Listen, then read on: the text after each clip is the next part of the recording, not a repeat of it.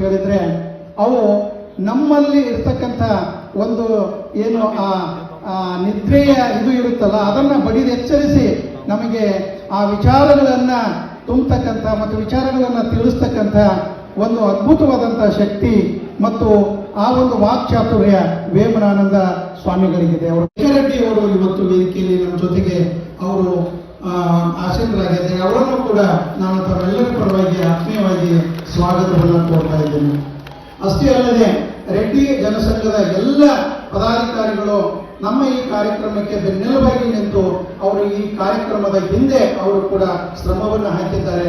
ಇಲ್ಲಿ ಆಗಮಿಸಿದಂತ ರೆಡ್ಡಿ ಜನಸಂಘದ ಎಲ್ಲ ಸಮುದಾಯದ ಬಾಂಧವರಿಗೆ ನಾನು ಈ ಕಾರ್ಯಕ್ರಮಕ್ಕೆ ಸ್ವಾಗತವನ್ನು ಕೋರ್ತಾ ಇದ್ದೇನೆ.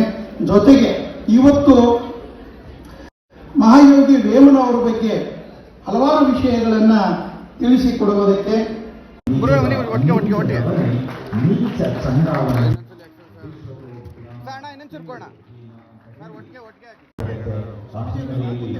ಶ್ರೀ ಮಹಾಯೋಗಿ ವೇಮನ ಸಂಘಟನಾತ್ಮಕವಾಗಿ ನಾವು ಕಾರ್ಯಕ್ರಮವನ್ನು ನಿರ್ವಹಿಸಬೇಕು ಅನ್ನೋದು ಕೂಡ ಅಷ್ಟೇ ಮುಖ್ಯ. ಇವತ್ತು ಇಡೀ ರಾಜ್ಯದಾದ್ಯಂತ ಆಚರಣೆ ಇದೆ.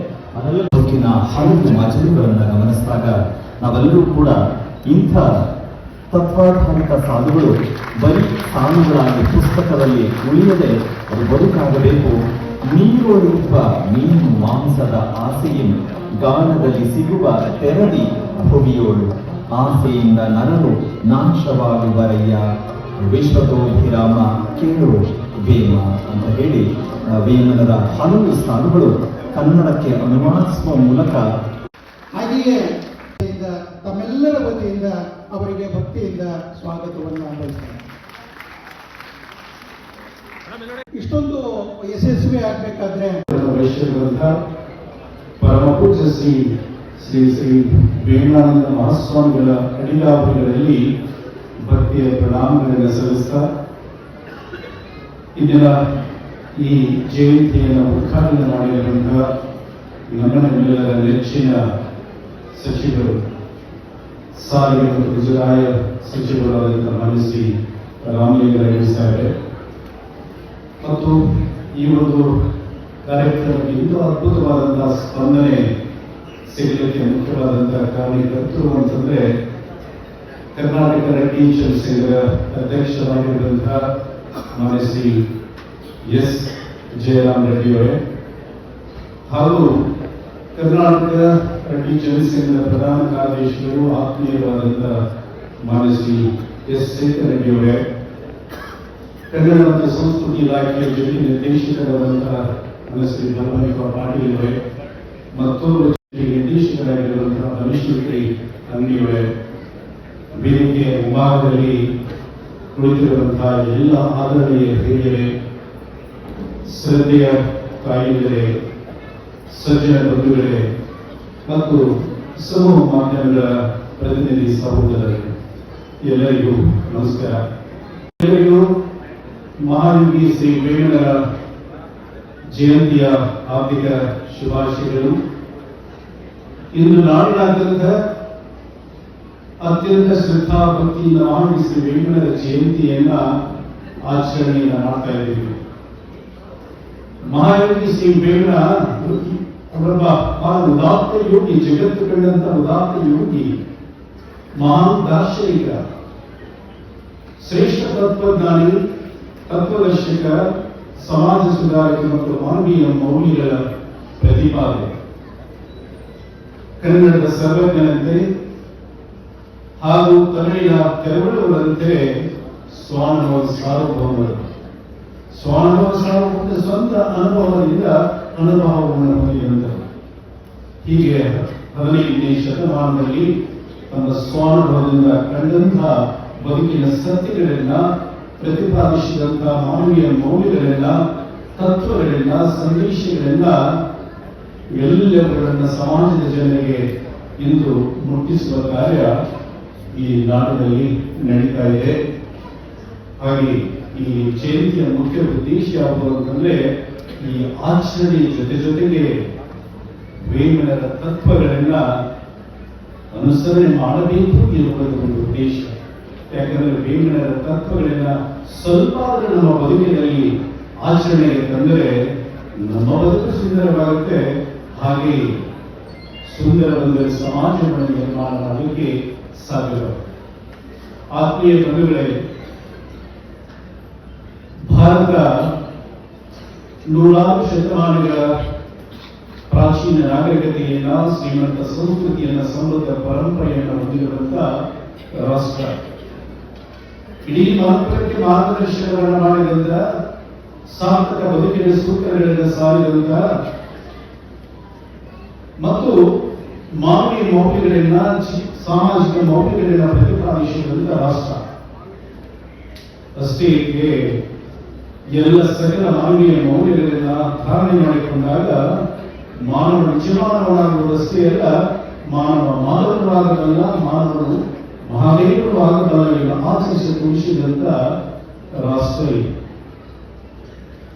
ಆದರೆ ಈ ಭರತ ಭೂಮಿಯ ಮೇಲೆ ಕೂಡ, ಹಿಂದ ಭರತ ಭೂಮಿಯ ಮೇಲೆ ಆಗಾಗ ಈ ಮೌಲ್ಯಗಳು ಕುಸಿತ ಕಂಡಿರುವುದನ್ನು ಇತಿಹಾಸದ ಪುಟಗಳನ್ನು ತಿರುಗಿ ನೋಡಿದಾಗ ನಮಗೆ ಗೊತ್ತಾಗುತ್ತೆ. ಅದು ಯಾವ ಯಾವ ಸಮಯದಲ್ಲಿ ಮೌಲ್ಯಗಳು ಕುಸಿತವನ್ನು ಕಂಡಿದೆಯೋ, ಆಯಾ ಯುಗದಲ್ಲಿ, ಆಯಾ ಕಾಲದಲ್ಲಿ ಮಹಾತ್ಮರು, ಮಹಾಪುರುಷರು, ಸತ್ಪುರುಷರು, ಸಂತರು, ಮಹಾಂತರು, ಶರಣರು, ಯೋಗಿಗಳು ಈ ಭೂಮಿಯ ಮೇಲೆ ಜನಿಸಿದ್ದಾರೆ. ಈ ಭೂಮಿಯ ಮೇಲೆ ಹುಟ್ಟಿ ಬಂದು ಭಕ್ತಿ, ಜ್ಞಾನ, ಕರ್ಮ ಮಾರ್ಗಗಳ ಮೂಲಕ ಮತ್ತು ಜೀವನದ ಮೌಲ್ಯಗಳನ್ನು ಪ್ರತಿಪಾದಿಸಿದ್ದಾರೆ, ಪ್ರತಿಷ್ಠಾಪಿಸಿದ್ದಾರೆ. ನಮ್ಮ ದೇಶದ ವೈಶಿಷ್ಟ್ಯತೆ ಏನು ಅಂತಂದ್ರೆ, ಪ್ರಾಚೀನ ಕಾಲದಿಂದ ಇತ್ತೀಚಿನವರೆಗೆ ಶಕ್ತಿಪೂರ್ಣವಾದ ಚೈತನ್ಯ ರೂಪದಲ್ಲಿ ಬಂದು ಈ ಕಾರ್ಯವನ್ನು ಮಾಡಿದವರು ಅನೇಕ ಮಹಾಪುರುಷರು. 15ನೇ ಶತಮಾನದಲ್ಲಿ ಈ ಒಂದು ಕಾರ್ಯವನ್ನು ಅತ್ಯಂತ ಸಮರ್ಥವಾಗಿ ಶ್ರೇಷ್ಠ ರೀತಿಯಲ್ಲಿ ಮಾಡಿದವರು ನಮ್ಮ ಈ ಮಹಾವೀರಿ ವೇಮನರು. ಹಾಗಾದ್ರೆ ಯಾರು ವೇಮನರು? ಯಾರು ವೇಮನರನ್ನು ತಿಳಿದುಕೊಂಡಾಗ, ಅವರ ತತ್ವಗಳಲ್ಲಿ ಶ್ರೇಷ್ಠತೆಯನ್ನು ತಿಳಿದುಕೊಂಡಾಗ, ಅವರ ತತ್ವಗಳನ್ನು ನಮ್ಮ ಬದುಕಿನಲ್ಲಿ ಅನುಷ್ಠಾನಕ್ಕೆ ತರಬೇಕು ಎನ್ನುವ ಮನೋಭಾವ, ಗಂಭೀರತೆ ನಮ್ಮಲ್ಲಿ ಬರುತ್ತೆ. ಹಾಗಾದ್ರೆ ವೇಮನ ಯಾರು ಅಂತಂದ್ರೆ, ಕರ್ನಾಟಕದ ಪೂರ್ವೋತ್ತರ ಭಾಗದಲ್ಲಿ ಹಬ್ಬಿರುವಂತಹ ಹಿಂದಿನ ಆಂಧ್ರ ಪ್ರದೇಶದ ಬಹುಭಾಗಗಳನ್ನ ಕ್ರಿಸ್ತಿಶಕ 1323ರಿಂದ ಕ್ರಿಸ್ತಿಶಕ 1424ರವರೆಗೆ 100 ವರ್ಷಗಳವರೆಗೆ ರಾಜ್ಯಭಾರ ಮಾಡಿದವರು ರೆಡ್ಡಿ ರಾಜವಂಶಸ್ಥರು. ಈ ರೆಡ್ಡಿ ರಾಜವಂಶದ ಕುಡಿಯೇ ಮಹಾಯೋಗಿ ವೇಮನ. ಕ್ರಿಸ್ತಿಶಕ 1386ರಿಂದ 1402ರವರೆಗೆ 16 ವರ್ಷಗಳ ಕಾಲ ರಾಜ್ಯಭಾರ ಮಾಡಿದ ಈ ರೆಡ್ಡಿ ರಾಜವಂಶದ 5ನೆಯ ರಾಜನಾದಂತಹ ಕುಮಾರಗಿರಿ ರೆಡ್ಡಿ ವೇಮನರ ತಂದೆ, ಮಲ್ಲಮಾಂಬ ವೇಮನರ ತಾಯಿ. ಆಂಧ್ರ ಪ್ರದೇಶದ ಕೊಂಡಪಲ್ಲಿ ಸಮೀಪವಿರುವಂತಹ ಮೂಲಚಂದ್ರಪಲ್ಲಿಯಲ್ಲಿ ಮಹಾಯೋಗಿ ವೇಮನರ ಜನರ ಕ್ರಿಸ್ತಿಶಕ 1412ರಲ್ಲಿ ಆಗುತ್ತೆ. ದೊರೆಯ ಮಗನಾದ್ದರಿಂದ ರಾಜಮನೆತನದಲ್ಲಿ ಸಹಜಗೊಳಿಸುವ ತನ್ನ ಬಾಲ್ಯ ಮತ್ತು ಯೌವನವನ್ನ ವಿಲಾಸ ಜೀವನದಲ್ಲಿ ಕಳೆದ ವೇಮನರು ಮುಂದೆ ತಾಯಿ ಹೇಮರೆಡ್ಡಿ ಮಲ್ಲಮ್ಮನ ಸತ್ಸಂಕಲ್ಪದಿಂದ ಮತ್ತು ಸದ್ಗುರುವಿನ ಉಪದೇಶದಿಂದ ಒಬ್ಬ ಯೋಗಿಯಾಗಿ, ಜ್ಞಾನಿಯಾಗಿ, ಅನುಭಾವಿಯಾಗಿ, ಆದರ್ಶ ದಾರ್ಶನಿಕ ಕವಿಯಾಗಿ ರೂಪುಗೊಂಡು ಸಿದ್ಧನಾದ. ಯಾವಾಗ ಯೋಗಿಯಾದರೂ ದಿಗಂಬರರಾಗಿ ದೇಶ ಸುತ್ತಲಿಕ್ಕೆ ಪ್ರಾರಂಭ. ನಾವು ವೇಮನರ ಚಿತ್ರಗಳನ್ನು ನೋಡಿದಾಗ ನಮಗೆ ತಟ್ಟನೆ ನೆನಪಾಗುವುದು ಅವರ ದಿಗಂಬರ ದೃಶ್ಯ. ನಂತರ ನೋಡುವುದು ಅವರ ನಿಷ್ಕಳಂಕ ಅಂತರಂಗಿ ಮುಖಮುದ್ರಿ. ಮೊದಲು ನೋಡುವುದು ಅವರ ದಿಗಂಬರ ದೃಶ್ಯ. ಯಾಕೆಂದ್ರೆ ವೈರಾಗಿಯಂತೆ ಎಲ್ಲವನ್ನು ತ್ಯಾಗ ಮಾಡಿ ಯಾವಾಗ ಅವರು ಜ್ಞಾನ ಆಗುತ್ತೆ, ಒಂದು ಸದ್ಗುರುವಿನ ಉಪದೇಶ ಆಗುತ್ತೆ, ಯಾವಾಗ ಅವರ ತಾಯಿಯ ಸಂಕಲ್ಪದಿಂದ ರಾಗವಾಗುತ್ತೆ, ಮೌನ ನಿರ್ಮೋಹವಾಗುತ್ತೆ, ವಿಷಯ ನಿರ್ವಿಷಯವಾಗುತ್ತೆ. ಹಾಗೆ ಬಟ್ಟೆಗಳನ್ನು ಕಳಚಿ ದಿಗಂಬರರಾಗಿ ದೇಶ ಸುತ್ತಿಗೆ ಪ್ರಾರಂಭ ಮಾಡ್ತಾರಲ್ಲ, ಆ ಸಂದರ್ಭದಲ್ಲಿ ವೇಮನರೇ ಒಂದು ಪದ್ಯದಲ್ಲಿ ಬರೀತಾರೆ, ತಾಯಿಯ ಗರ್ಭದಿಂದ ತಾಂಬರುವ ಸಮಯದಲ್ಲಿ ಮೊದಲ ವಸ್ತ್ರವಿಲ್ಲ, ತುದಿಗೂ ಇಲ್ಲ, ನಡುವೆ ಬಟ್ಟೆಯಿರುವುದೇಕೆಂದು ತಿಳಿಯಲಿ, ಈಶ್ವರಾಭಿರಾಮ ಕೇಳುವುದಿಲ್ಲ. ತತ್ವಜ್ಞಾನವನ್ನು ಪ್ರತಿಪಾದನೆ ಮಾಡ್ತಾರೆ. ಈ ಜಗತ್ತಿಗೆ ಬರುವಾಗಲೂ ಬಟ್ಟೆ ಇಲ್ಲ, ಈ ಜಗತ್ತಿನಿಂದ ನಿರ್ಗಮಿಸುವಾಗ ಬಟ್ಟೆ ಇಲ್ಲ, ನಡುವೆಯಾಗಿ ಒಂದು ನಾಟಕ ಅಂತೇಳಿ ಬಟ್ಟೆಯನ್ನು ತ್ಯಾಗ ಮಾಡಿ ಊರು ಸುತ್ತಾರೆ. ಸುತ್ತುತ್ತಾ ಸಮಾಜದ ಜನರಲ್ಲಿ ಇರುವಂತಹ ಅನೇಕ ತಪ್ಪುಗ್ರಹಿಕೆಗಳನ್ನ, ಜಾತಿ, ಮತ, ಪಂಥ, ಮೇಲು ಕೀಳು, ಸ್ಪರ್ಶ ಅಸ್ಪರ್ಶ ಅನ್ನುವ ಭೇದ ಭಾವಗಳನ್ನು ನೋಡ್ತಾರೆ. ಅನೇಕ ಕೂರುಗಳಿಗಳನ್ನ ವಿಚಾರಗಳನ್ನ ಜನರಲ್ಲಿ ಆಳವಾಗಿ ಬೇರೆಯುವುದನ್ನು ನೋಡ್ತಾರೆ. ನೋಡಿ ತಾವು ತಮ್ಮ ಸ್ವಾನುಭವದಿಂದ ಕಂಡಂತ ಸತ್ಯದ ವಿಚಾರಗಳನ್ನ ಸಮಾಜಕ್ಕೆ ತಿಳಿಸಬೇಕು ಅನ್ನುವ ಉದಾತ್ತ ಉದ್ದೇಶವನ್ನು ಇಟ್ಟುಕೊಂಡು ಪದ್ಯಗಳ ರಚನೆಯನ್ನು ಮಾಡಲಿಕ್ಕೆ ಪ್ರಾರಂಭ ಮಾಡ್ತಾರೆ. ವೇಮನರು ಅನೇಕ ಪದ್ಯಗಳಿಂದ ರಚನೆ ಮಾಡಿ ಎಲ್ಲದರ ಬಗ್ಗೆ ಅವರು ಮುಖ್ಯವಾಗಿ ಪ್ರತಿಪಾದನೆ ಮಾಡಿದ್ದು ಹೃದಯ ಪರಿಶುದ್ಧಿ, ನೀತಿಯ ನೆಲಗಟ್ಟಿನ ಮೇಲೆ ನಿಂತ ಜೀವನ, ಮಾನವರಲ್ಲಿ ಪರಸ್ಪರ ಒಂದು ಸಮದರ್ಶಿತ್ವ, ಎಲ್ಲರೊಂದಿಗೆ ಅವೈರ್ಯ, ಎಲ್ಲರೊಳಗೆ ಮೈತ್ರಿ, ಸಕಲ ಕಾರ್ಯಗಳಲ್ಲಿ ಅಹಿಂಸೆ, ಎಲ್ಲ ಕಾಲಗಳಲ್ಲಿ ಒಂದು ಸತ್ಯ. ಇವು ಮಹಾನುಭಾವಿ ಪ್ರತಿಪಾದಿಸಿದಂತಹ ತತ್ವಗಳು. ಗೃಹ ಸಂಸಾರದಿಂದ ಹಿಡಿದು ವಿಶ್ವ ರಹಸ್ಯದವರೆಗೆ ಎಲ್ಲ ವಿಷಯಗಳ ಮೇಲೆ ತ್ರಿಕಾಲ ಬಾಧಿತವಾದಂತಹ ಶ್ರೇಷ್ಠ ಸೂತ್ರಗಳನ್ನ, ತತ್ವಗಳನ್ನ, ಸಂದೇಶಗಳನ್ನು ಬೀಳರು ಪದ್ಯಗಳ ರೂಪದಲ್ಲಿ ಬರೆದು ಎಷ್ಟು ಬರೆದು ಬಾಂಧವರೇ ಅವರೇ ಒಂದು ಪದ್ಯದಲ್ಲಿ ಹೇಳ್ತಾರೆ. ಏನು ವೇಮನರ 15 ಶ್ರೀಕರ ಶಿವತತ್ವ ಶೀಲನೆ, ವೇಮನರ 15,000 ಪದ್ಯಗಳನ್ನು ಲೋಕದಲ್ಲಿ ಪಠಿಸೆ ಪ್ರಾಕೃತರು ನಡೆಸಿರುವರು ವಿಶ್ವದಾಭಿರಾಮ ಕೇಳುವುದಿಲ್ಲ. ಅಂದ್ರೆ ತಾವಾಗಿ ಒಂದು ಪದ್ಯದಲ್ಲಿ ಹೇಳ್ತಾರೆ 15,000 ಪದ್ಯಗಳನ್ನ ಬರೆದೆಲ್ಲ ಹೇಳ್ತಾರೆ. ಈ 15,000 ಪದ್ಯಗಳನ್ನ ಭಕ್ತಿಯಿಂದ ಶ್ರದ್ಧೆಯಿಂದ ಪಠನ ಮಾಡಿ ತಾವು ತಮ್ಮ ಬದುಕಿನಲ್ಲಿ ಅನುಷ್ಠಾನಕ್ಕೆ ಆಚರಣೆಗೆ ಬಂದದ್ದೇ ಆದರೆ ಆ ಪ್ರಾಕೃತರು ನಡೆಸಿರುವರು ಅಂದರೆ ಲೋಕದ ಜನರು ಈ ಬದುಕನ್ನು ಅತ್ಯಂತ ಸುಖ, ಸಂತೋಷ, ನೆಮ್ಮದಿಯಿಂದ ಈ ಬದುಕನ್ನು ಕರೀತಾರೆ. ಯಾಕಂದ್ರೆ ಮಾನವ ಜನ್ಮ 84 ಲಕ್ಷ ಜೀವರಾಶಿಗಳಲ್ಲಿ ಅತ್ಯಂತ ಶ್ರೇಷ್ಠವಾದಂತಹ ಜನ್ಮ. ಇದನ್ನ ಸಾರ್ಥಕಗೊಳಿಸುವುದು ಯಾವಾಗ ಸಾಧ್ಯ ಆಗುತ್ತಂದ್ರೆ ಈ ವೇಮನರ ತತ್ವಗಳನ್ನು ತನ್ನ ಬದುಕಿನಲ್ಲಿ ಆಚರಣೆ ಮಾಡಿಕೊಂಡಾಗ ಸಾಧ್ಯವಾಗುತ್ತೆ ಅನ್ನುವುದನ್ನು ಹೇಳ್ತಾರೆ. ಇನ್ನು ಎಲ್ಲರಿಗೂ 15,000 ಪದ್ಯಗಳನ್ನು ಓದಲಿಕ್ಕೆ ಆಗುವುದಿಲ್ಲ. 1,000 ಪದ್ಯಗಳ ಗ್ರಂಥಗಳಲ್ಲಿ 100 ಅಧಿಕರಣಗಳನ್ನ ಹೇಳಿದ್ದಾರೆ. ಅದರಲ್ಲಿ ಒಂದು 100 ಪದ್ಯಗಳನ್ನು ನಾವು ಪಠನ ಮಾಡಿದರೆ ಭಕ್ತಿಯಿಂದ ಶ್ರದ್ಧೆಯಿಂದ ನಾವು ಅದನ್ನು ನಮ್ಮ ಜೀವನದಲ್ಲಿ ಅನುಷ್ಠಾನಕ್ಕೆ ತಂದದ್ದೇ ಆದರೆ ನಮ್ಮ ಬದುಕು ಬಹಳ ಸುಂದರವಾಗುತ್ತೆ ಅನ್ನೋ ಮಾತನ್ನ ಮಹನೀಯರು ವೇಮನರೇ ಹೇಳ್ತಾರೆ. ಪದ್ಯಗಳನ್ನು ತಮಗೆಲ್ಲ ಗೊತ್ತು. ವೇಮನರು ಆಂಧ್ರ ಪ್ರದೇಶದವರು, ಅವರ ಮಾತೃಭಾಷೆ ತೆಲುಗು. ಹೀಗಾಗಿ ತೆಲುಗಿನಲ್ಲಿ ಎಲ್ಲ ಪದ್ಯಗಳನ್ನು ಬರೀತಾರೆ. ಹೇಗೆ ಬರೆದು ಸಂಸ್ಕೃತ ಭಾಷೆಯಲ್ಲಿ ಕಠಿಣವಾದ ರೀತಿಯಲ್ಲಿ ಬರೆಯಲಿಲ್ಲ.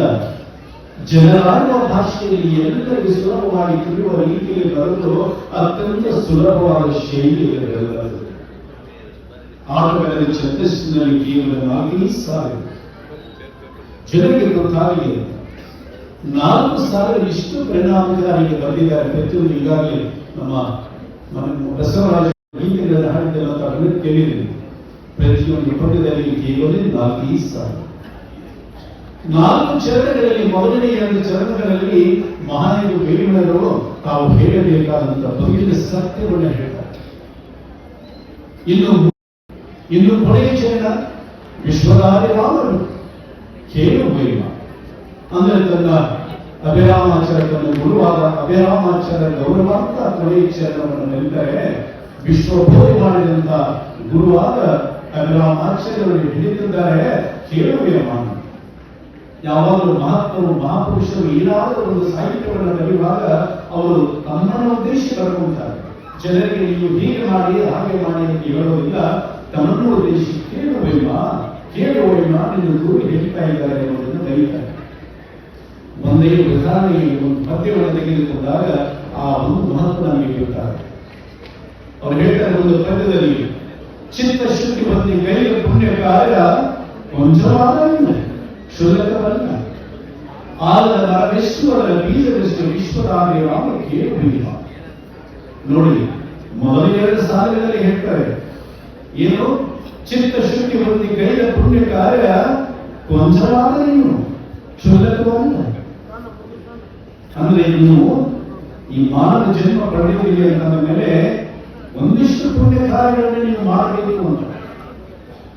ಆ ಪುಣ್ಯ ಕಾರ್ಯ ಸಣ್ಣದೇ ಇರುವುದು, ಸಣ್ಣ ಪುಣ್ಯ ಕಾರ್ಯ. ಹಸಿದ ಹೊತ್ತಿಯಿಂದ ನಿಮ್ಮ ಮನೆಗೆ ಯಾರಾದರೂ ಬಂದಾಗ ಒಂದು ತುತ್ತ ಅನ್ನವನ್ನು ನೀಡುವ ಒಂದು ಕಾರ್ಯವಾಗಿರಬಹುದು. ಆ ಪುಣ್ಯ ಕಾರ್ಯ ಸಣ್ಣದೇ ಆಗಿರಬಹುದು, ದೊಡ್ಡದೇ ಆಗಿರಬಹುದು. ಇಲ್ಲಿ ಗಾತ್ರ ಮುಖ್ಯವಲ್ಲ, ಗುಣಾತ್ಮಕ ಗಣನೆ ಮುಖ್ಯ ಅಂತ ಹೇಳ್ತಾರೆ. ಅದಕ್ಕೆ ಪ್ರತಿಯೊಬ್ಬ ವ್ಯಕ್ತಿಯು ಒಂದಿಷ್ಟು ಪುಣ್ಯ ಕಾರ್ಯವನ್ನು ಈ ಜೀವನದಲ್ಲಿ ಮಾಡಿದಾಗ ಏನಾಗುತ್ತೆ, ನಮ್ಮಲ್ಲಿ ಈ ಚರಣದಲ್ಲಿ ಹೇಳ್ತಾರೆ, ಆಲದ ಮರವೆಷ್ಟು ಅದರ ಬೀಜವೆಷ್ಟು. ಆಲದ ಮರದ ಬೀಜ ಎಷ್ಟು? ಬಹಳ ಸಣ್ಣ. ಅಂತ ಸಣ್ಣದಾದ ಬೀಜ ಭೂಮಿಗೆ ಬಿದ್ದಾಗ, ನೀರು ಕಂಡಾಗ, ಪ್ರಾಣಿ ಪಕ್ಷಿಗಳಿಂದ ಒಂದಿಷ್ಟು ರಕ್ಷಣೆಯನ್ನು ಪಡೆದಾಗ ಏನಾಗುತ್ತೆ, ಸಸಿಯಾಗಿ, ಗಿಡವಾಗಿ, ಮರವಾಗಿ, ಹೆಮ್ಮರವಾಗಿ ಬೆಳೆದು ನಿಲ್ಲುತ್ತಲ್ಲ. ಹಾಗೆ ನೀವು ಮಾಡಿದ ಒಂದು ಪುಣ್ಯ ಕಾರ್ಯ ಹೆಮ್ಮರವಾಗಿ ಬೆಳೆದು ನಿಮ್ಮ ಕುಟುಂಬಕ್ಕೆ, ನಿಮ್ಮ ಮುಂದಿನ ಎಲ್ಲ ಸಂತತಿಗಳಿಗೂ ಕೂಡ ಅನುಗ್ರಹ ರೂಪದಲ್ಲಿ ಆ ಪುಣ್ಯದ ಕಾರ್ಯ ಇರುತ್ತೆ. ಇವೆಲ್ಲ ಪುಣ್ಯ ಕಾರ್ಯಗಳನ್ನು ಮಾಡಬೇಕು ಅಂತ ಹೇಳ್ತಾರಲ್ಲ. ವೇದದ ಮಾತುಗಳು ಬರಿಯ ಮಾತುಗಳಲ್ಲ, ಅವು ಬೇರೆಗಳೇ ಆಗಿವೆ, ಬೇರೆಗಳೇ ಆಗಿವೆ. ಆದ್ದರಿಂದ ಆಂಧ್ರ ಪ್ರದೇಶದಲ್ಲಿ ಒಂದು ಮಾತಿದೆ, Vedas world the world of Vedas. ವೇಮನರ ಮಾತು, ವೇದ ವಾಕ್ಯ. ಜನಪದ ಸಾಹಿತ್ಯಗಳು ಕೂಡ ಹಾಡ್ತಾರೆ ಅದನ್ನ. ವೇದಾತೀತನು ವೇಮನಕಾರ, ವೇಮನ ಮಾತದು ವೇದಕಾರ. ನಿಜ, ವೇಮನ ಪ್ರತಿಯೊಂದು ಮಾತಿನಲ್ಲಿ ವೇದವಿದೆ. ಆದರೆ ವೇಮನ ಪಂಡಿತರ ಒಂದು ವಿಷಯ ಅಲ್ಲ, ಜನಸಾಮಾನ್ಯರಿಗೆ ತಿಳಿಯುವ ರೀತಿಯ ವೇದಗಳಿಂದ ಬಂದಿದ್ದಾರೆ. ವೇಮನ ಪದ್ಯದಲ್ಲಿ ಹೇಳ್ತಾರೆ, ವೇಮನ ಹೇಳಿದ ಮಾತು ಅವು ಹಿತನುಡಿಗಳು. ಅಲ್ಲಿ ವೇದ ಸಾರಗಳಿವೆ. ಇಲ್ಲಿ ಲೋಕಾನುಭವ, ಈ ಶಿವಾನುಭವ ಇದೆ. ಇಲ್ಲಿ ಅನುಭವ ಸಾರು ಕೂಡ, ವೇದ ಸಾರು ಕೂಡ ಎಲ್ಲೂ ಅಲ್ಲಿ ಇದೆ. ಅಲ್ಲಿ ಅಷ್ಟು ಶ್ರೇಷ್ಠವಾದ ತತ್ವಗಳನ್ನು ವೇಮನರು ಅಲ್ಲಿ ಹೇಳಿದ್ದಾರೆ ಅಂತ ನಮ್ಮ ಮಾತನ್ನೇ ಹೇಳ್ತಾರಲ್ಲ. ಆಂಧ್ರ ಪ್ರದೇಶದಲ್ಲಿ ವೇಮನ ಹೆಸರನ್ನು ಕೇಳಿದ ವ್ಯಕ್ತಿ ಯಾರು ಇಲ್ಲ. ಹಾಗೆ ಸಂದರ್ಭಕ್ಕನುಸಾರವಾಗಿ ತಮ್ಮ ಜೀವನ ದಿನನಿತ್ಯದ ಒಂದು ಕಾರ್ಯಗಳಲ್ಲಿ ಆ ವೇಮನ ಪದ್ಯಗಳನ್ನು ಉದಾಹರಣೆಗೆ ತೆಗೆದುಕೊಳ್ಳದಂತಹ ವ್ಯಕ್ತಿಯೂ ಕೂಡ ಇಲ್ಲ. ಅಷ್ಟು ಪ್ರಸಿದ್ಧವಾದ ಎಂಥ ಮಾಹಿತಿ ವೇಮನರ ಎಂಥವರು ಅವರು, ಅವರ ಪದ್ಯಗಳಿಗೆ ಎಂಥವರು ಅಂತ. 18ನೇ ಶತಮಾನದ ಪ್ರಾರಂಭದಲ್ಲಿ, ಕ್ರಿಸ್ತ 1800ರ ಪ್ರಾರಂಭದಲ್ಲಿ ಚಿಕ್ಕಬಳ್ಳಾಪುರ ಜಿಲ್ಲೆಯ ಕೈವಾರ ಅಂತ ಒಂದು ಪ್ಲೇಸ್, ಒಂದು ಸ್ಥಳ. ಅಲ್ಲಿ ಒಬ್ಬ ಮಹಾನ್ ಸಂತ ಯೋಗಿಯಾಗಿ ಹೋಗಿದ್ದಾರೆ. ಕೈವಾರ ನಾಳೆಯಲ್ಲಿ ಎದ್ದಿಂದರು. ಆ ಕೈವಾರ ನಾಳೆಯಲ್ಲಿ ಎದ್ದಿಂದರು ಮೊದಲ ಬಾರಿಗೆ ತಾಳೆಗಳಿರುವಂತಹ ವೇಮನರ ಪದ್ಯಗಳನ್ನ ಆಯ್ದುಕೊಂಡು ಅಧ್ಯಯನವನ್ನು ಮಾಡಿ ವೇಮನರನ್ನ ಯಾರಿಗೆ ಹೋಲಿಸ್ತಾ ಗೊತ್ತಿ? ವೇಮನರನ್ನ ವ್ಯಾಸಮಹರ್ಷಿಗಳಿಗೆ, ವಾಲ್ಮೀಕಿ ಮಹರ್ಷಿಗಳಿಗೆ ಹೋಲಿಸಿದ. 4 ವೇದಗಳಿಂದ ಬರೆದಂತ ಒಂದು 5ನೇ ವೇದ ಮಹಾಭಾರತ, ಪಂಚಮ ವೇದಗಳನ್ನು ಬರೆದಂತ 18 ಪುರಾಣಗಳಿಂದ, ಭಗವದ್ಗೀತೆಯಿಂದ, ಬ್ರಹ್ಮಸೂತ್ರಗಳಿಂದ ಬರೆದಂತ ವ್ಯಾಸ ಮಹರ್ಷಿಗಳಿಗೆ ಮತ್ತು ರಾಮಾಯಣ ಅನ್ನುವಂತಹ ಒಂದು ಮಹಾಕಾವ್ಯಗಳನ್ನು ಬರೆದಂತ ವಾಲ್ಮೀಕಿ ಮಹರ್ಷಿಗಳಿಗೆ ಅವರಿಗೆ ಹೋಲಿಕೆ ಮಾಡಿದ್ದಾರೆ. ನೋಡಿ, ವೇಮನರ ತತ್ವಗಳು ಈಗ ನಮಗೆ ಅವರ ಶ್ರೇಷ್ಠತೆ ನಮಗೆ ಇರುತ್ತಾರೆ. ಆದರೆ ಮತ್ತೊಂದು ಮಾತನ್ನ ಕೈವಾರ ನಾಯಿ ಹೇಳ್ತಾರೆ, ಅವರು ಪಾಮರರ ಋಷಿಗಳಾದರೆ, ಒಂದು ಪಂಡಿತರ ಋಷಿಗಳಾದರೆ ವೇಮನರು ಪಾಮರರ ಋಷಿ, ಜನಸಾಮಾನ್ಯರ ಋಷಿ. ಯಾಕಂದ್ರೆ ವೇದಗಳಲ್ಲಿ, ಉಪನಿಷತ್ತುಗಳಲ್ಲಿ ಅತ್ಯಂತ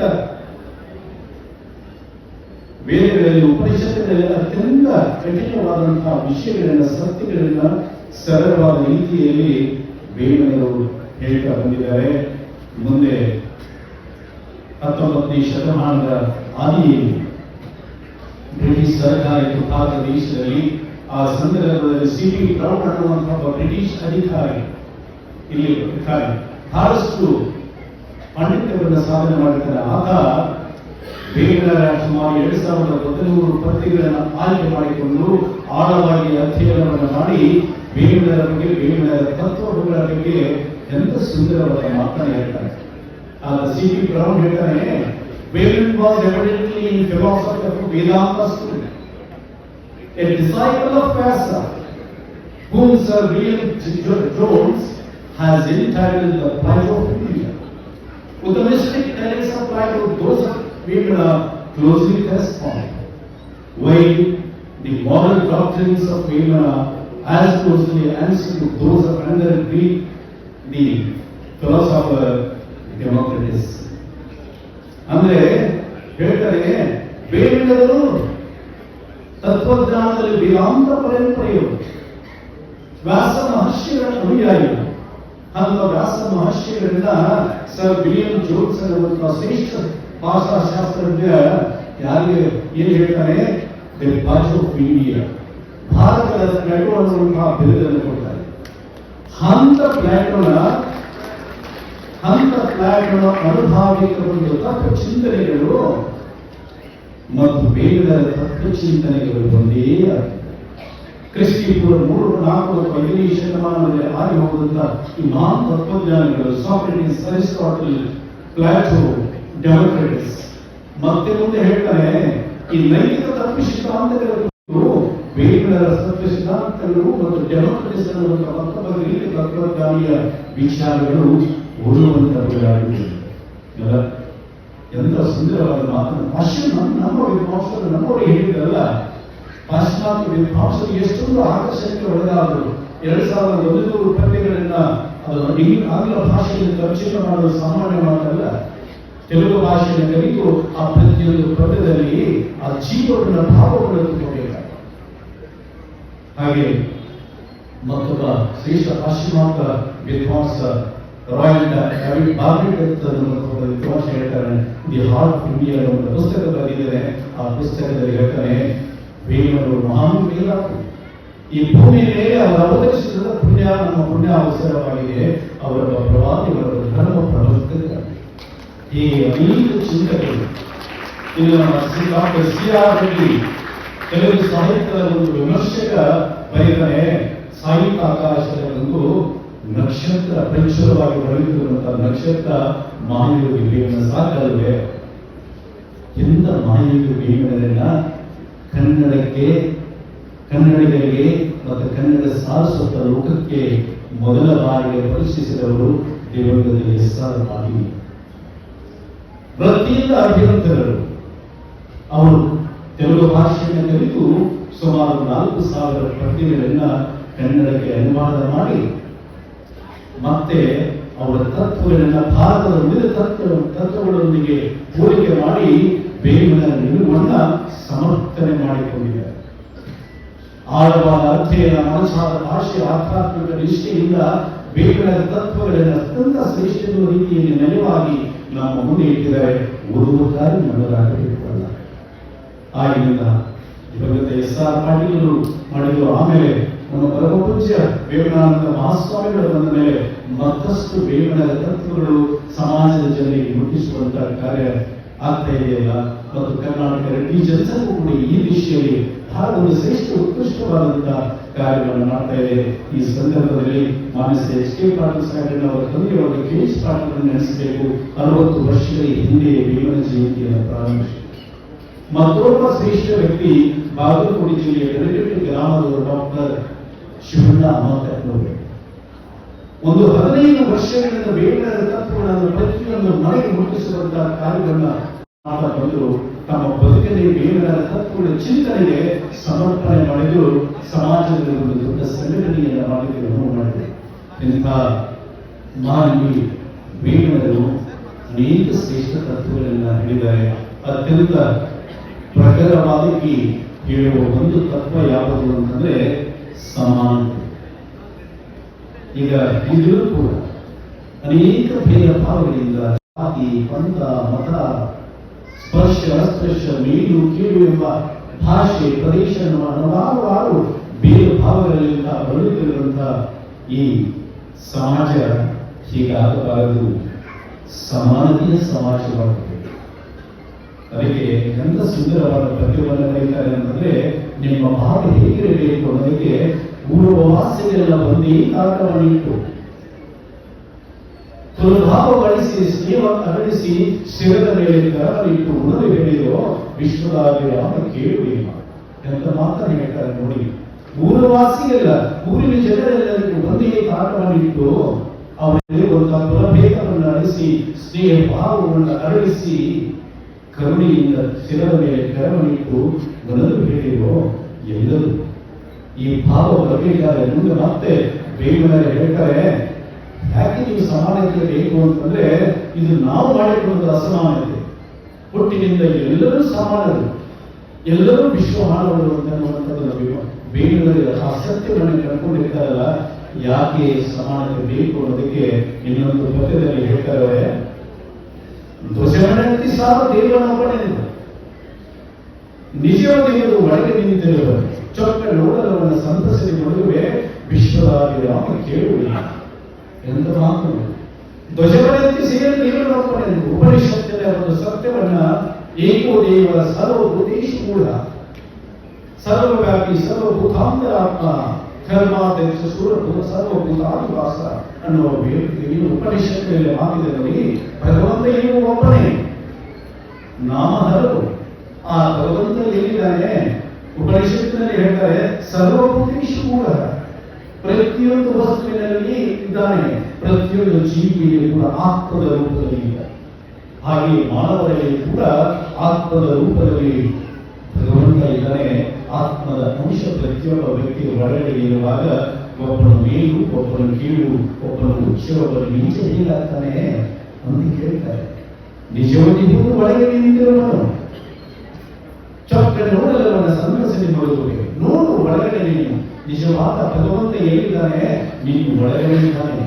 ಯಾವಾಗ ಕಾಣ್ತಾನೆ, ಯಾವಾಗ ನಿನ್ನ ಅರಿವಿಗೆ ಬರ್ತಾರ ಭಗವಂತ ಅಂತಂದಾಗ ನೀನು ಹೃದಯ ಪರಿಶುದ್ಧಿ ಮಾಡಿಕೊಳ್ಳು. ಭಗವಂತನ ಅರಿವು ನನಗೆ ಯಾಕೆ ಆಗ್ತಾ ಇಲ್ಲ ಅಂತಂದ್ರೆ ಆ ಪರಿಶ್ರಮದಲ್ಲಿರುವಂತಹ ಮೂಲ ಚಿತ್ತ ನಮ್ಮಲ್ಲಿಗೂ ಇದೆ. ಆದ್ರೆ ನಮ್ಮ ಅರಿವಿಗೆ ಯಾಕೆ ಬರ್ತಾ ಇಲ್ಲ ಅಂತಂದ್ರೆ ನಮ್ಮ ಚಿತ್ತ ಏನಾಗಿದೆ, ಅಶುದ್ಧವಾಗಿದೆ. ಪರಿಸ್ಥಿತಿಯಲ್ಲಿರುವ ಮೂಲ ಚಿತ್ತ ಶುದ್ಧವಾಗಿದೆ. ಹೀಗಾಗಿ ಆ ಒಂದು ಹೀಗಾಗಿ ಹೊಂದಾಣಿಕೆ ಆಗ್ತಾ ಇಲ್ಲ. ನಮ್ಮೊಳಗಿರುವ ಪರಮಾತ್ಮನ ಅಂಶ ನಮಗೆ ಗೊತ್ತಾಗ್ತಾ ಇಲ್ಲ. ನಾವು ಎಲ್ಲೆಲ್ಲೋ ಸಂವೇದನೆಯನ್ನು ಕೊಟ್ಟಿದ್ದಾರೆ ಮಾನವರಿಗೆ.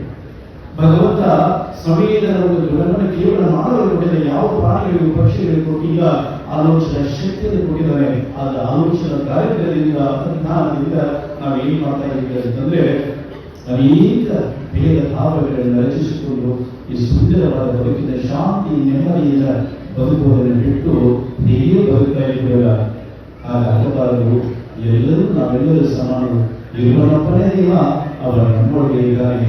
ತನ್ನ ಹಾಗೆ ತೆರೆಗೆ ಜೀವಿಸುವುದು ಎಲ್ಲರನ್ನೂ ನಿನ್ನ ಏನಿದ್ದಾನಲ್ಲ, ಪ್ರತಿಯೊಂದು ಜೀವಿ ಜನ್ಮವನ್ನು ಕೇವಲ ಮಾನವರನ್ನಷ್ಟೇ ಅಲ್ಲ, ಪ್ರತಿಯೊಂದು ಜೀವರಾಶಿಯನ್ನು ಕೂಡ ನಿನ್ನಂತೆ ಭಾವಿಸಿ. ಯಾವಾಗ ನೀನು ಅವರಲ್ಲಿ ನಿನ್ನನ್ನು ಕಾಣಲಿಕ್ಕೆ ಪ್ರಾರಂಭ ಮಾಡ್ತೀಯ, ಆಗ ಈ ಜಗತ್ತಿನಲ್ಲಿ ಅನ್ಯಾಯ, ಮೋಸ, ವಂಚನೆ, ಕ್ರೋಧ, ದೋಷ, ದ್ವೇಷ ಇವು ಯಾವುದೂ ಇರೋದಿಲ್ಲ. ಎಲ್ಲ ಕಡೆ ಪ್ರೀತಿ, ಮಮತೆ, ಕರುಣೆ, ಅಂತಃಕರಣ, ಸರ್ಕಾರ, ಸದ್ಭಾವನೆ, ಶಾಂತಿ, ನೆಮ್ಮದಿಯ ಬದುಕಿನ ನಾವು ನೋಡಿ ಇಲ್ಲೇ ಬೇಗನೆ ಹಿಡಿದು ಸಮದರ್ಶಕವಾದ ತತ್ವವನ್ನು ಬಹಳಷ್ಟು ಪರಿಣಾಮಕಾರಿಯಾಗಿ ಬೇಗಷ್ಟು ಮಾಡಿದವರು ತಾನು ಇಲ್ಲ. ಅನೇಕ ಪದ್ಯಗಳಲ್ಲಿ ಅವರು ಬರೀತಾರೆ. ಕೊನೆಯದಾಗಿ ಇನ್ನೊಂದು ಮಾತನ್ನು ಹೇಳಿ ನನ್ನ ಮಾತನ್ನು ಮುಗಿಸ್ತೀವಿ. ಎಲ್ಲರೂ ಮಾತುಗಳನ್ನು ಕೇಳಿದ್ವಿ. ಏನು ಅಂದ್ರೆ ಅನೇಕ ಈ ಬದುಕಿನಲ್ಲಿ ನಾವೆಲ್ಲರೂ ಯಾವುದೋ ಒಂದು ಭೌತಿಕ ಪ್ರಗತಿಯಲ್ಲಿ ಹೀಗೋ ಜೀವನದ ಮೂಲದಲ್ಲಿ ಇಷ್ಟೊಂದು ವೇಗವಾಗಿ ಓಡ್ತಾ ಇರುವಲ್ಲ, ನಮಗೆ ಯಾವುದೂ ಕಣ್ಣಿಗೆ ಕಾಣ್ತಾ ಇಲ್ಲ. ಅದಕ್ಕೆ ಸಂತೃಪ್ತಿಯೂ ಇಲ್ಲ. ಎಷ್ಟು ಬೆಳಗಾದ ಬದುಕೆಲ್ಲ ಚಲಚಲ ಹೊಸ ಹಸು, ಅದಕ್ಕಾಗಿ ಮತ್ತೊಂದಕ್ಕಾಗಿ ಅದಕ್ಕಾಗಿ ಸಿಗಿ ಸೊಗಸು ಕೀರ್ತಿಗಳನ್ನೆಲ್ಲದು ಕುರಿಯುತ್ತಿದೆ ಮನವು. ಆವಾಗ ನೆಮ್ಮದಿ ಮಗುವಿ ಮಾತ್ರ ದೀಕ್ಷೆಗಳು ಹೇಳಿದರು. ನಿರಂತರವಾಗಿ ಮನಸ್ಸು ಕುಡಿತಾ ಇರುತ್ತದೆ. ಆ ಸ್ಥಿತಿಗಾಗಿ ಮಹಾನಿಗಳು ಬೇಗಡೆ ಹೇಳ್ತಾರೆ, ಖಗಗಳ ಪ್ರಕೃತಿಯಲ್ಲಿ ಪಕ್ಷಿಗಳನ್ನು ನೋಡಿ ಮಾನವರು ಕರೀಬೇಕು. ಖಗಗಳ ಇರುವುದು ಚಂದ ಕಾಣದಂತೆ ಬಿಟ್ಟು ಗುಂಪು ನೋಡಿದರೆ ಗುರುತಾದರೆ ದೇವಪುರದ ಸಮಸ್ಯೆ ಬಯಸಲಿಕ್ಕೆ ವಿಶ್ವರಾಮ ಕೇಳುವುದಿಲ್ಲ ಎಂದ ಸಲ ಹೇಳ್ತಾನೆ. ಖಗಗಳ ಇನ್ನೂ ಚೆಂದ, ಪಕ್ಷಿಗಳ ಬದುಕೇ ಚೆಂದ, ಅವರು ನೋಡಲಿಕ್ಕೂ ಚೆಂದ. ಹಾಗೆ ಗುಂಪಾಗಿ ಆಕಾಶದಲ್ಲಿ ಹಾರುವಾಗ ಇನ್ನೂ ಬಹಳ ಸುಂದರವಾಗಿ ಕಾಣ್ತವೆ ಎಂದು ನಾಳೆಗೆ ಚಿಂತನೆ ಮಾಡುವುದಿಲ್ಲ. ಎಲ್ಲರೂ ಕೂಡಿ ಹಾರುವಾಗ ಎಲ್ಲಿ ಊಟ ಸಿಗುತ್ತೆ, ಎಲ್ಲಿ ನೀರು ಸಿಗುತ್ತೆ ಗೊತ್ತಿಲ್ಲ, ಕೂಡಿ ಹಾಕವೇ ಭಗವಂತ ಎಲ್ಲಿ ನೀರು ಕೊಡ್ತಾನೆ, ಎಲ್ಲಿ ಆಹಾರ ಕೊಡ್ತಾನೆ ತಿಳಿದು ಕುಡಿದು ಮತ್ತೆ ನಾಳೆಯ ಬಗ್ಗೆ ಚಿಂತನೆಯನ್ನು ಮಾಡದೆ ನಿರಂತರವಾಗಿ ಸಂತಸದ ಬದುಕನ್ನು ಸಾಗಿಸ್ತಾರಲ್ಲ. ಅದಕ್ಕಾಗಿ ಸಂತಸ ಅನ್ನೋದು ಆ ಪಕ್ಷಿಗಳೊಂದಿಗೆ ಇರ್ತದೆ. ನಮ್ಮ ಒಳಗಡೆ ಇಷ್ಟೊಂದು ಇದ್ರೂ ಕೂಡ ಸಂತಸ ಇಲ್ಲ. ಆದ್ದರಿಂದ ಮಹಾನವಿ ಹೇಳ್ತಾನೆ, ಪ್ರಕೃತಿಯಿಂದ ನೀವು ಕಲಿಯಿರಿ, ಯುದ್ಧದಲ್ಲಿ ವರ್ತಮಾನದಲ್ಲಿ ಬದುಕಿ ದೇವರ ಭಗವಂತ ಕೊಟ್ಟದಲ್ಲಿ ಸಂತೋಷದಿಂದ ಸಂತೃಪ್ತಿಯಿಂದ ಬದುಕಿ ಮತ್ತೊಂದು ಇದು ಕೊಡೋದಿಲ್ಲ ಅಂತ ಹೇಳ್ತಾನೆ. ಭಗವಂತ ಇಲ್ಲದ ಸಂಪಾದನೆ ಯಾಕೆ ನಡೆಸಿ ನೀವು ಅದನ್ನು ಬದುಕ್ತೀರಾ ಅನ್ನೋದನ್ನ ಮಾತನ್ನ ಹೇಳ್ತಾನೆ. ಹೀಗೆ ಅನೇಕ ಮನುಷ್ಯನ ಬದುಕಿನ ಪ್ರತಿಯೊಂದು ಆಯಾಮದ ಕುರಿತು ವೇದದಲ್ಲಿ ಇಷ್ಟು ಸುಂದರವಾಗಿ ಹೇಳಿದ್ರಲ್ಲ. ಈಗ ನಾವು ನೀವೆಲ್ಲರವರ ಏನಾದರೂ ತತ್ವಗಳನ್ನು ಪಾಲನೆ ಮಾಡುವುದೇ ನಮ್ಮ ಬಾಕಿ. ಈಗ ಮಾಡಿ ಕರ್ನಾಟಕದ 12ರಲ್ಲಿ ಜನ್ಮ ತಾಳಿ ಕೊಂಡಬೀಡ ಪಟ್ಟಣದಲ್ಲಿ ಬೆಳೆದು ರಾಯಲಸೀಮಾ ಪ್ರದೇಶದಲ್ಲಿ ಸುತ್ತಾಡಿ ಅನೇಕ ಕೃತಿಗಳನ್ನು ಬರೆದು ಕೊನೆಗೆ 1480ರಲ್ಲಿ ಪರಮಾತ್ಮನಲ್ಲಿ ಮಹಾದೇವಿ ಹೇಳುವರು ಲೀನರಾಗ್ತಾರೆ. ಕಡಪ ಜಿಲ್ಲೆಯ ಕಟಾರಪಲ್ಲಿಯಲ್ಲಿ ಅಲ್ಲಿ ಅವರ ಸಮಾಧಿ ಇದೆ. ಎಲ್ಲ ಯಾರು ಒಂದು ಆತ್ಮದರ್ಶನ ಕಾಂಕ್ಷಿಗಳು ಯಾರಿದ್ದಾರೆ ಮತ್ತು ಜ್ಞಾನದ ದರ್ಶನ ಯಾರಿರುತ್ತೆ ಅವರೆಲ್ಲರಿಗೂ ಒಂದು ಪವಿತ್ರವಾದಂತಹ ಯಾತ್ರಾ ಸ್ಥಳವಾಗಿದೆ. ನಾವೆಲ್ಲರೂ ಒಮ್ಮೆಯಾದರೂ ಆ ಮಹಾದೇವಿ ಬೇಗದ ಕಟಾರಪಲ್ಲಿರುವಂತಹ ಸಮಾಧಿಯಾಗಿ ಆ ಬೇಗದ ತತ್ವಗಳನ್ನು ನಾವು ಹುಡುಕಬೇಕಾದ ರಾಜ್ಯ ಸರ್ಕಾರದ ಉದ್ದೇಶ ಇದೆ. ಬೇಗದ ತತ್ವಗಳಲ್ಲಿರುವಂತಹ ಜ್ಞಾನ ಮತ್ತು ಜಾಗೃತಿಯನ್ನು ಜನರಿಗೆ ಮುಟ್ಟಿಸಬೇಕು. ತನ್ಮೂಲಕ ಸಮಾಜದಲ್ಲಿ ಶಾಂತಿ, ಸಮತೆ, ಒಂದು ಸಹಕಾರ, ಸದ್ಭಾವನೆ ಭಾವ ಉಂಟಾಗಬೇಕು ಅನ್ನೋ ಉದಾತ್ತ ಉದ್ದೇಶವಾಗಿ ಇಟ್ಕೊಂಡು ಮಾಡ್ತಾ ಇದ್ದಾರಲ್ಲ. ಅದಕ್ಕಾಗಿ ನಾವು ತತ್ವಗಳ ಜಯಂತಿ ಆಚರಿಸೋಣ. ಜಯಂತಿ ಜೊತೆಗೆ ಅವರ ತತ್ವಗಳನ್ನ ಅನುಸರಣೆ ಮಾಡೋಣ ಅಂತ ಹೇಳ್ತಾ ಇಷ್ಟೊತ್ತಿನವರೆಗೆ ಅವರೆಲ್ಲರೂ ಶಾಂತಿ ಕುರಿತು ಹೇಳಲಿಕ್ಕೆ ತಮಗೆಲ್ಲ ಈ ಬಂಧಗಳನ್ನು ಸಲ್ಲಿಸಿ ಮಾಡೋಣ.